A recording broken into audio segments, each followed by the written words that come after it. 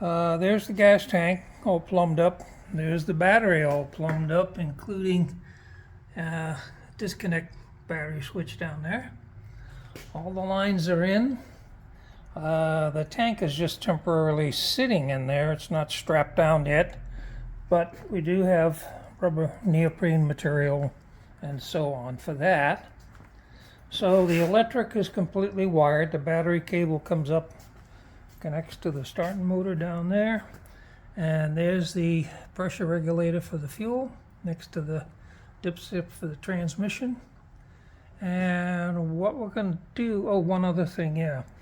Lou, you moved the brake line, right? Yeah. Yeah, when the cross member was moved forward to the new position, the underside of it had the brake line that connected the right and left front disc brakes, so that's been replumbed, and it's now under here. Okay, so what we're going to do is, oh boy, we're going to go get some gasoline, put it in the tank, and we're going to see if we can fire this baby up. I'm going to pause now, and I'll pick it up after we move to the next stage. Hi, back after the pause. We've put about 4 gallons of gas into the gas tank, and we went to check about fuel delivery for leaks. We couldn't get any fuel coming out up front, and that's when we found out that this is the intake, not that. This is the return line. That's the vent. Oh, no, I thought this was the vent. No, this is the return line, this is the vent. Okay, this is the vent, this is the return line, Yeah. which is not being used. So, moving up next, kind of a comedy of errors, is we got the gas pumping okay, and then we had all kinds of leaks in the manifold. And it turns out that the manufacturer of this manifold here for the carburetor, probably China, the threaded plug on the other side of the manifold didn't fit. It's oversized, and there wasn't any sealant on it anyway. Same for the front. This one didn't have any sealant. So we got all these leaks cured. But what we've been messing with is the pressure regulator, trying to set it to 5.5 to 6 pounds, typically for a Holley carburetor. And it's not adjusting too well. We took it apart, inspected it, put it back together, and we've got it set. But I don't know. It comes up, but then it seems to keep increasing. So we're going to go ahead and move the car out to the driveway, and we're going to attempt to start it. The next thing will be turn the engine over without spark to get oil pressure on the engine. Right, Lou? Yeah. Okay, so here we go. You guys want to roll it out? No? Yeah, we'll roll it out.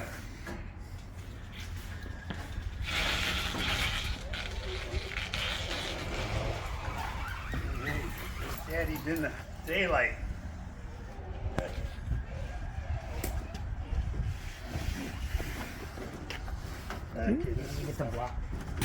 Yeah, I just throw it in park. Throw it in park. Oh, I forgot about that. Yeah. Okay. Oh, Randy, fire extinguisher. Okay, I'm going to go ahead and crank her over, Bob. Okay, you're watching the oil pressure gauge?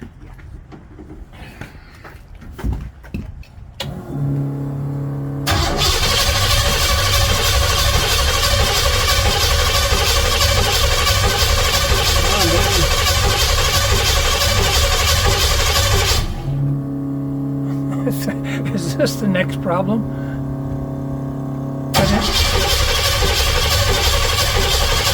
Could it have an airlock? Could it have an airlock on the line? I had it moving. Did you get oil pressure before? Yeah.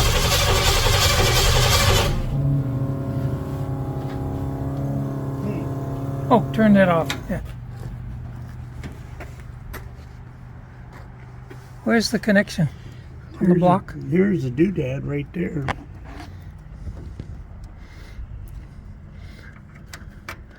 Oh yeah, that's the small block Chevy pickoff point. Mm-hmm.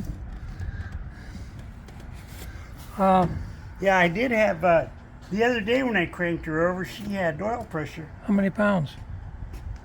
I went up to 30 and I just turned it off. Okay, well that's good. Okay, so we're gonna pause here while we try to figure out what the next step is. Be back in a little bit.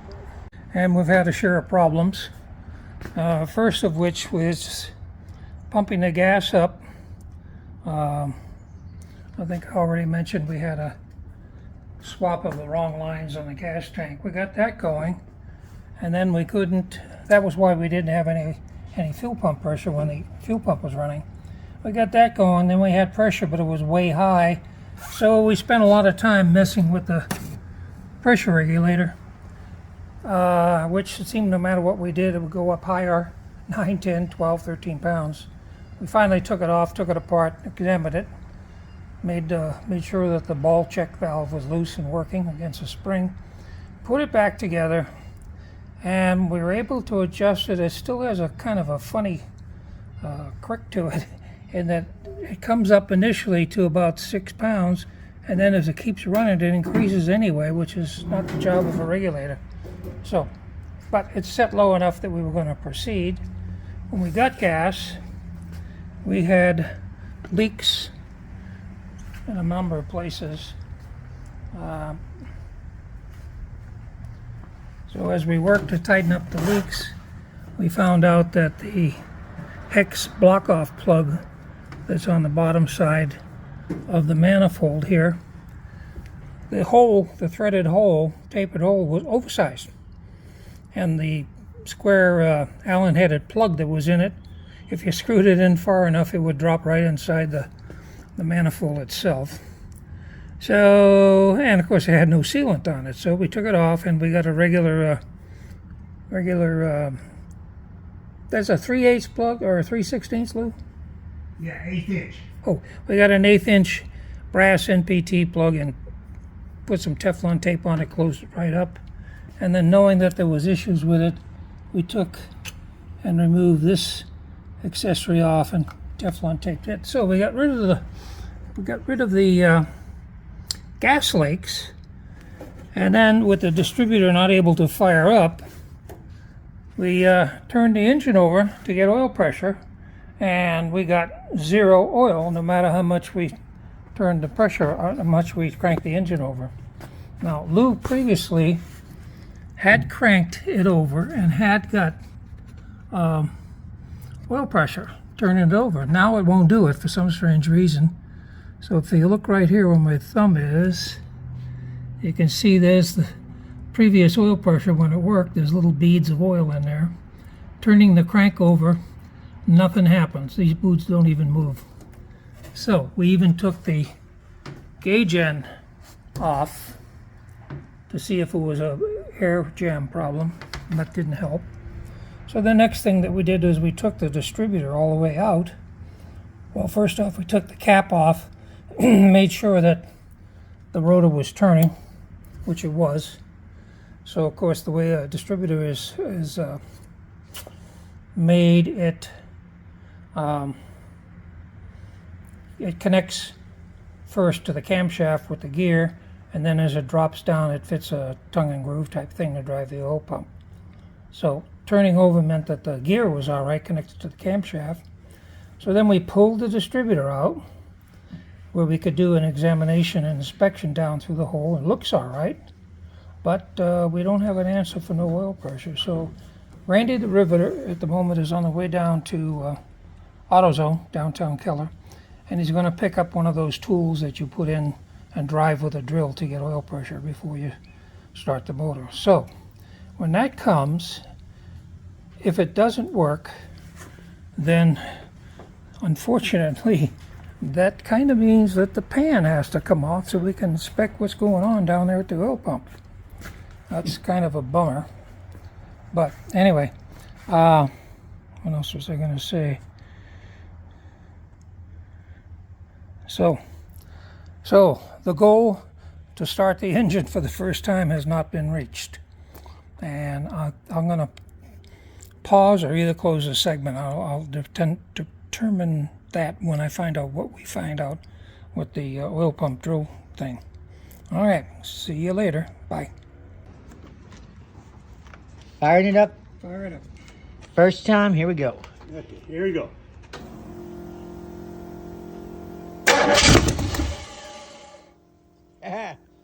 It's fired out.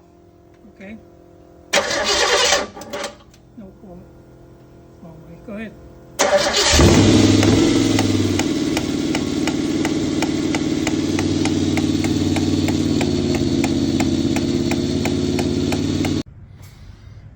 Hi there. It's October 22nd. It's been a while since the last segment. A lot has been done. Try to catch up on everything. And this is a continuation of part 14 of the Anglia street rod build by Buitrago and Bob. I think I'll start back here. Previous segments we mentioned that we had the wrong connections here to get fuel up front to be working. Those were changed and they've all been reconfigured so that they fit correctly. One of the other problems that we had was that the existing gas sending unit was bad, so we had to change it. That's now in and working, and you can see it's wired along with a ground wire, which is necessary because this is now supported in nylon strapping and bolted down to the vehicle. Let's see. Talk about the wiring. A lot more of the electrical wiring has basically been done. And as you can see, the wires are out here to connect for headlights. There's conduit kind of looms to hold them to the frame, clipped. We changed out the terrible ignition switch, which would not stay tight in the dash. So there's a replacement switch, which is much stronger and better, and it's not going to move. The tack speedway item wasn't working, and we got one coming. Hasn't come in yet? No, it's been replaced. Oh, okay. So Yeah, it's already replaced. got a hold of Speedway, and they're pretty good about taking care of stuff like this. So we got a new tack, and we don't know yet if it's working because It should work. it works. Okay. Let's see. The other thing. Oh, big one. We have brakes. We did the brakes, which was involved with the relocation of the front cross member moved forward, and then the brake line had to be redone that goes underneath and attaches to that. So the brakes are essentially done, with one exception. We don't have the emergency brake hooked up because we don't have one. Okay, good reason. The wiring, as I just said, a lot more wiring. You can see here, here's the connections from the steering column, the directional lights and so on. Okay, so let's get to the important part, the engine. We had a lot of problems. The previous segment to this shows the engine started up and running, and you can hear a rhythmic popping noise, which we thought at the time was a misalignment of the alternator and the belt was hitting that, but that turned out probably not to be the case. At any rate, the alternator was shimmed to straighten it out because the belt wasn't quite at the right angle. Now the next thing that happened is that when we went to start the engine, prior to starting the engine, we had observed oil pressure prior to turning it over with the starter, but then to make sure, we pulled the distributor out, and we bought one of those shafts that you drive with a drill motor to make sure we did have correct oil pressure. And using the drill and that shaft test thing, we actually had 40 pounds of oil pressure, so we knew we were good. The next thing that happened is when we put that distributor in, which was an HEI type, not the black one you see there, we noticed that here, this did not fit down tight because this surface of the intake manifold is a little too low, and we don't know exactly why. We did take measurements, depth measurements and stuff, to make sure that we were engaging, and we engaged the oil pump shaft all right. However, the distributor doesn't sit down about 1/16 of an inch, so we kind of put a few more gaskets under it and didn't excessively tighten it. But anyway, at any rate, when the engine is running, we get what appears to be a crossfiring. So the first thing we did was we did the old separate whatever number it is, I can't remember, 7 and 2, I think, right? Nope. Yeah, I think it was 7-2. 7 and 2, hang on a second. Typically in a small block Chevy, because, yeah, fire and odor is 7, 1, and 2. You separate the wires between 5 and 7 because parallel they'll have a tendency sometimes to arc over and give you a crossfire. Well, we separated all that and it didn't make any difference. We still have this popping noise coming out of the carburetor, which sounds to be one of the cylinders is maybe the valve isn't shutting. And then we took a compression test. Compression test was roughly about 150 on this side, but then we noted that when we got back here to number 6 and 8, the compression was lower, 135 and 136. So we're not sure what's going on there. Just to do an elimination that the carburetor was at fault, which we kind of don't think it is. Lou got a new carburetor, which he just installed yesterday. And the other thing we did is the HEI ignition that we had a bunch of poor quality issues to it, like wires that weren't crimped and so on. So we took that out and we bought a complete stock, brand new early type Chevrolet with the coil and so on. It gives us a lot better control. Now the other thing, if that isn't enough, you just changed the wires again, right? The spark plug wires? No, these are still the same ones. Oh, these are the still same, but Yeah. you do have others on Yeah, yeah, I got another set. Yeah, because of the bad lengths and trying to clear the headers and stuff, we got another set of spark plug wires on that are supposedly It's supposed to be made to measure. made to measure correct lengths, so we'll see what happens there. In the meantime, the new carburetor, it hasn't been fired up, but it's installed. Gas gauge is working, electric wires, I think I've covered about everything. So what we're going to do here is we're going to roll this thing out and we're going to start it up with the new carburetor and see what happens. So I'm going to pause here and I'll be back in a little bit and let you know what's happening.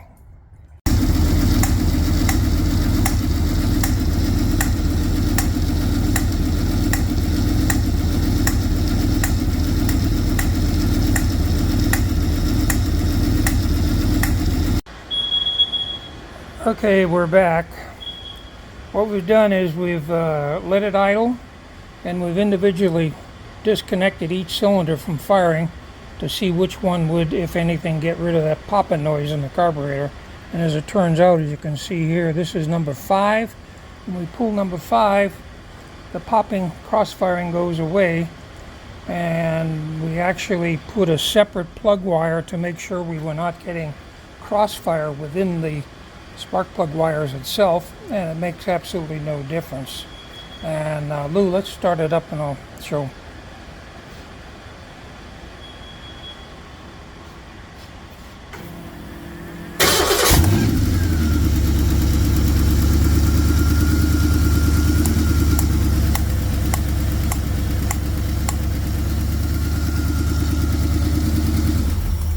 Okay, there you have it.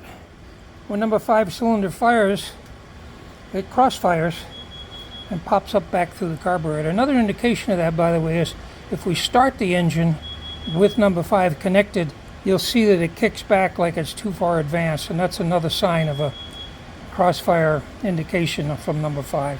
So at this point, we're going to pull this valve cover on this side and examine the valve train and see what we can see. Get back to you in a little bit. Pausing here again. Okay, obviously we have a problem with the valve train. We've pulled the valve cover, and as you can see, this is number 5 exhaust valve, and the push rod's sitting down there inside the valley. Why, we don't know. What we're going to do is we're going to see if we can get the push rod out and see if it's bent or something. Don't know why the hell they come out from underneath it. This engine was from Blueprint, and they run them on a dyno. We got a dyno sheet, so how did this happen in the first 5 minutes of firing it up? Kind of a mystery there. Get back to you in a little bit. Bye-bye. Alrighty, the mystery has been solved.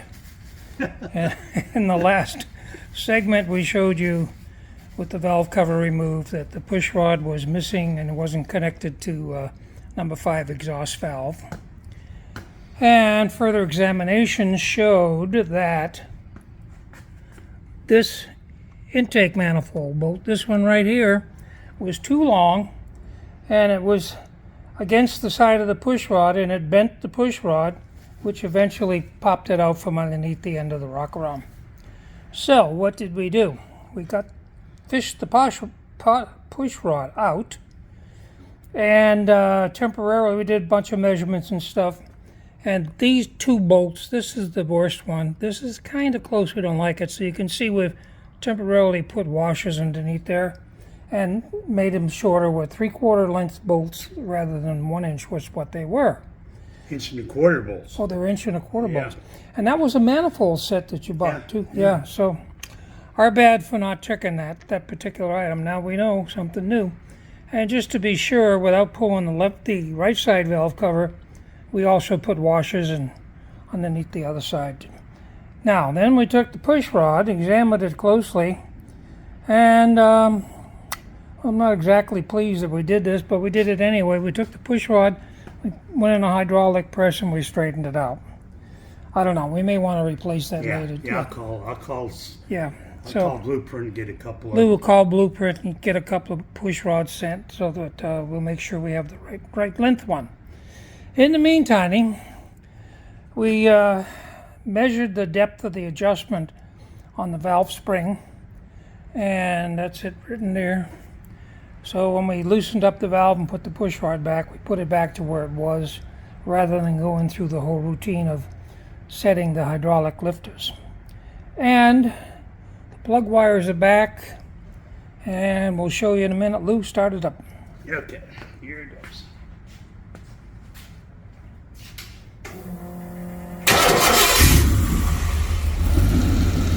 Boy, look at that. Didn't have to touch the throttle. Yeah. So, no more popping and firing back.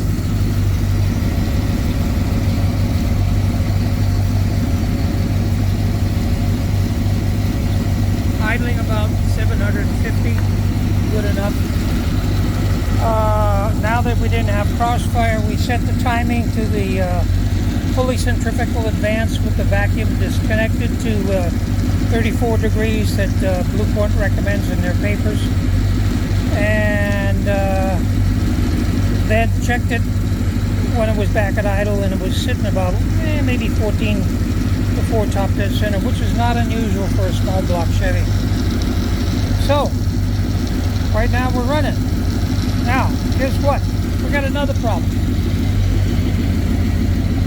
With having brakes and having an engine running, we checked the transmission and we're not getting movement. So, I don't know what's happening there. We're going to figure that out. That's the next big challenge. In the meantime, I think I'm going to end this segment, and I think I'm going to end the part 14. Put it all together when I get home later today and send it out. Thank you all for watching. Onwards and upwards from the 2 old guys' garage. Bye-bye. Hi. October 23rd. This is just a little short catch-up segment to the end of part 14. Kind of wanted to make it a better closure. Basically, I wanted to explain why we missed this. When we got the engine, it had the valve covers installed on it, but no intake manifold. So, of course, we inspected the valley. Everything looked all right with the rollers and the separators and all that crap. And then we installed the manifold with the bolts. Because we had not any reason to take the covers off, we did not note that this particular bolt right there was sticking down and hitting the push rod. So, once burned, twice learned. Next time we get into one of these things, we'll make sure that we we do it without the covers on, and we look and check for clearance. Now we know that it's a potential problem. And by the way, Lou called Blueprint to see if he could get them to send him a couple of push rods. They don't sell push rods, but they gave us an identification of the push rod. It's some Mellings NPR-346, which oddly enough is carried on Amazon, O'Reilly Auto Parts, and of course our great guys at Summits, with actually Summits being the least expensive. So Lou's going to get 2 push rods from Summits. So that's going to take care of that. What we plan to do, of course, is we're going to replace the push rod that got bent that we straightened out, but we're also going to pull the other valve cover and do a visual inspection on the bolts and make sure we did not have a problem there. So we're going to get 2 push rods in case we need a second one. And at that time, we'll more than likely do a hydraulic valve lash up, which is pretty easy to do with both covers off. The next thing I wanted to point out a little correction to the tail end. I made a comment that the gas tank was strapped in with nylon, and I was a little bit wrong there. It's actually strapped in with neoprene rubber strips that are 2 inches wide that are available on Amazon. What else? So that's a little correction there. The other thing is that Lou talked to Speedway about the tachometer screwing up, and the guy at Speedway told him that this particular tachometer, they had sold about 100 of them, and 5 of them Had come back. had come back. Well, Lou's had 2 that's gone bad. So what he's going to do, I guess he's ordered not this brand, but a Stuart Warner brand to get away from that, which will be a black face Stuart Warner. Should look all right anyway. So that is that. Another thing, I failed to mention that the water pump was leaking on the back plate, and it had to be replaced. So this is a new water pump from Speedway, right? Right. Yeah. So Two of them from Speedway earlier were leaking. yeah. So then, after I went home yesterday, Lou found out that, as we kind of thought it was the case, did not have enough oil in the transmission and the torque converter. So he added oil, got it running, and then in a burst of youthful whatever, he actually drove the car around the block, so which is pretty interesting.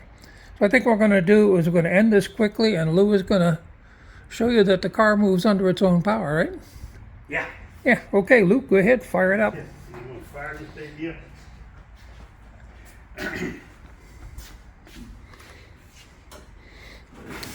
Yeah, there's our famous egg crate car seat.